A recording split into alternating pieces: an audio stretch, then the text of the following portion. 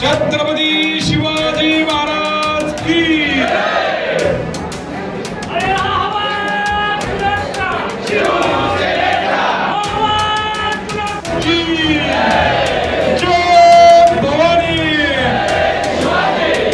आदरणीय एकनाथजी शिंदे साहेब तुम आगे बढ़ो। खासदार श्रीकांत शिंदे साहेब तुम आगे बढ़ो।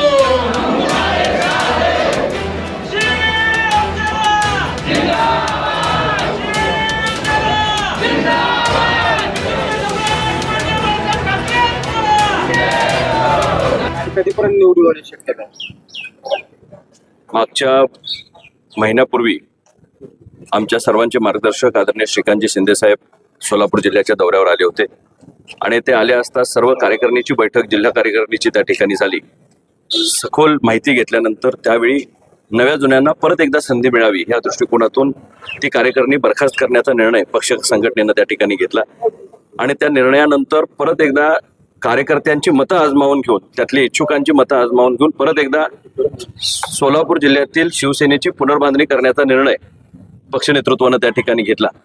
आमचे नेते एकनाथजी शिंदे साहेबांच्या मार्गदर्शनाखाली संपूर्ण महाराष्ट्रामध्ये शिवसेनेचा झंझावात वाढत असताना सोलापूर जिल्ह्यामध्ये सुद्धा त्याच पद्धतीनं बांधणी व्हावी ह्या हेतूनं या ठिकाणी ही आम्ही बैठका लावल्या आणि काल आणि आज अशा 2 दिवसामध्ये संपूर्ण या लोकसभा मतदारसंघातील असणाऱ्या सर्व तालुक्यांच्या पदाधिकाऱ्यांशी चर्चा आणि संवाद त्या ठिकाणी होतोय आणि त्याचा अहवाल पक्ष संघटनेकडे या ठिकाणी मी सुपूर्द करेन आणि पक्ष संघटना पुढील कारवाई करेल।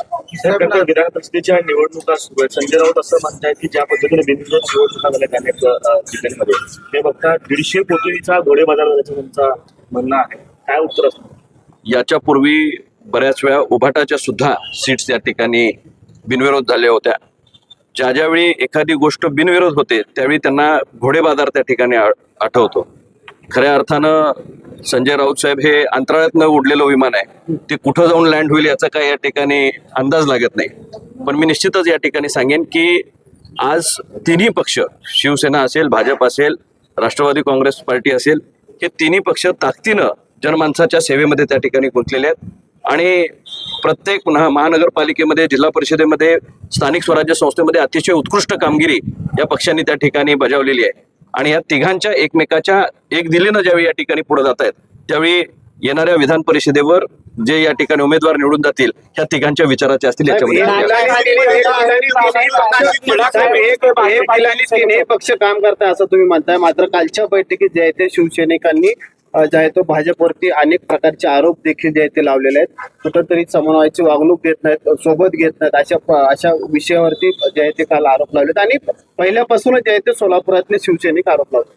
हे पहा, जिथं जिथं एखाद्या पक्षाची पालकमंत्री असतात अपेक्षा ही साहजिक असते की दुसऱ्या असणाऱ्या मित्रपक्षांना सांभाळून घेऊन त्या ठिकाणी काम व्हावं। आमचे राज्याचे मंत्री आदरणीय उदयजी सामंत साहेब सुद्धा या ठिकाणी आले होते आणि त्यांनी सुद्धा आपल्याशी संवाद साधला। त्यावेळी हेच सांगितलं की इथं असणाऱ्या पालकमंत्र्यांशी डायलॉग मंत्री स्तरावर त्या ठिकाणी होईल।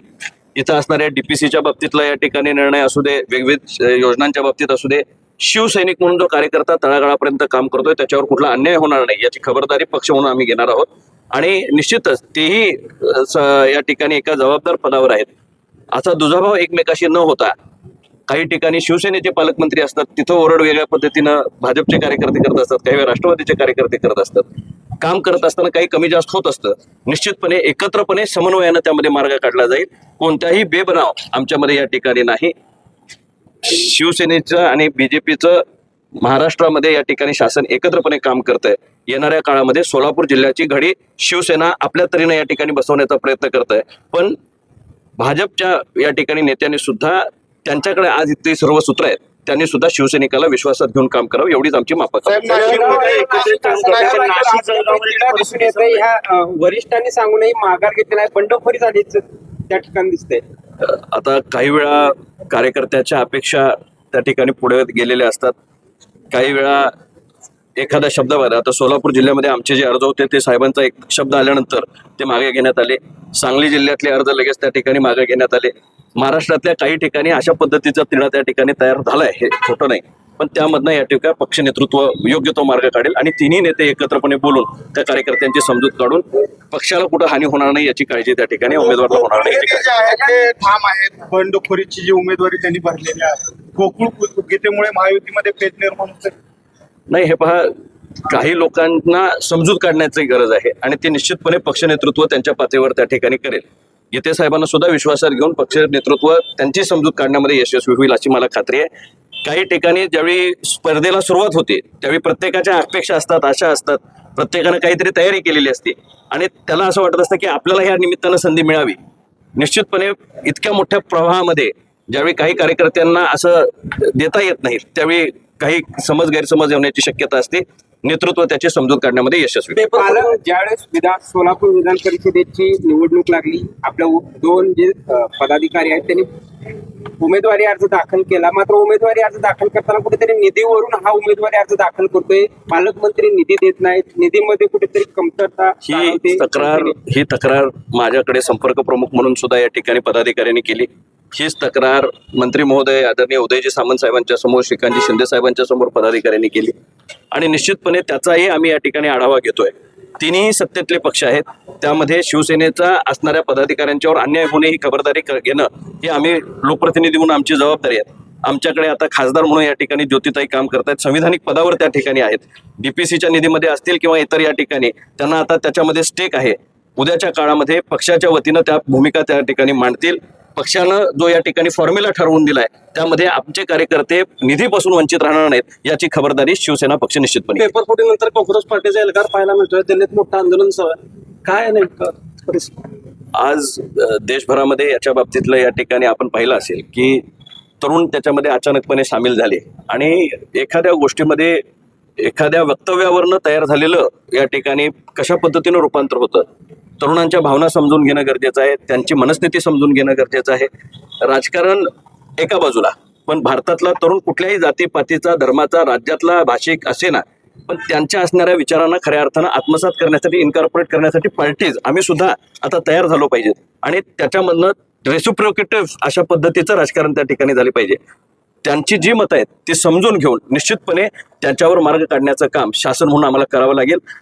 जे काय आज या ठिकाणी नवीन नाव घेणार नाही, पण कुठलीही पार्टी नव्यानं या ठिकाणी तयार होत असेल त्याला जर पाठिंबा वेगळ्या पद्धतीनं मिळत असेल, सोशल मीडियातला पाठिंबा आता जमिनीवर कसा उतरतो हे आता अजून काळ त्याला या ठिकाणी सांगेल.